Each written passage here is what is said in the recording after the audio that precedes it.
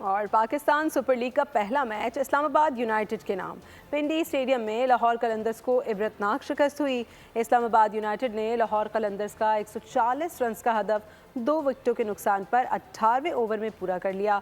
Colon Munro نے شاندار نصف سنچری سکور کی۔ سلمان علی آغا 41 رنز بنا کر ناقابل شکست رہے۔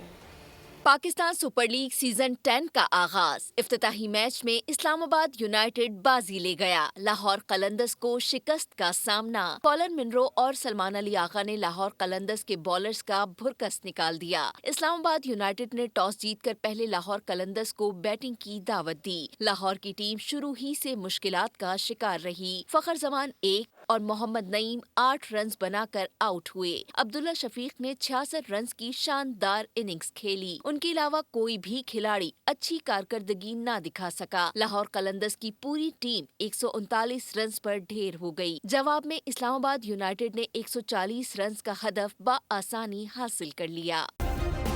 سبسکرائب کریں اور بیل دبائیں تاکہ کوئی خبر رہ نہ جائے۔